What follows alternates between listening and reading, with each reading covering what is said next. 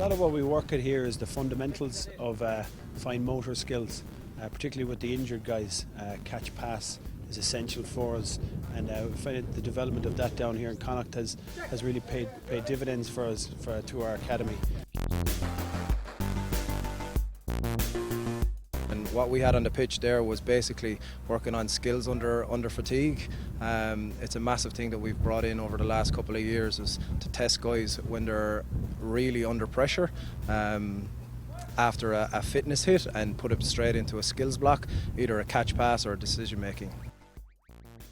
Yeah, well, I suppose pre-season is it's a busy time for all involved, both players and coaches. It's a real big opportunity for us to put a massive focus on the individual and on individual player development, and that includes everything from physical development, skills development, nutrition, mental skills, personal development, and conditioning then for rugby when eventually they get around to playing rugby. But that's not essentially the focus at this stage.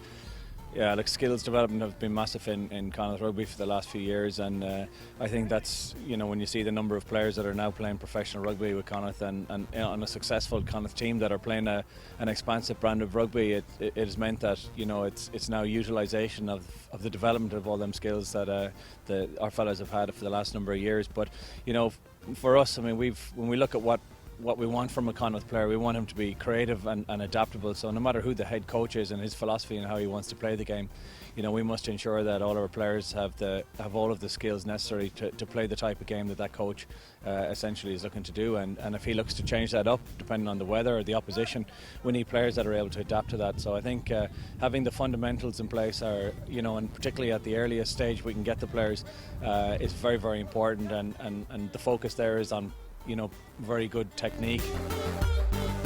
Yeah, so our red list is a bit high at the moment. We had a couple of end of season injuries last year where there was guys either with chronic issues or quite acute issues towards the end of the season that needed surgery. So we had a couple of them, and then we had a couple of guys come back from the Irish under-20s World Cup as well with a couple of shoulder injuries and things like that. So just trying to get all those guys back now. From my perspective, I've been doing one-on-one rehab sessions with them, a lot of treatment, rehab running like we saw this morning. So in our pre-season period, I suppose we've got quite an interesting mix. So we've got a number of first-year players in our programme that are just out of school, and then we've got players that maybe in second or third year in the programme. So we've got quite a contrast of what we're working on. With our new players, I suppose it's just about establishing some kind of basic foundations of strength work inside the gym and some basic conditioning on the pitch. Then I suppose we work with our second and third year players. It's a little bit more tailored on an individual basis, and I suppose what their individual requirements are.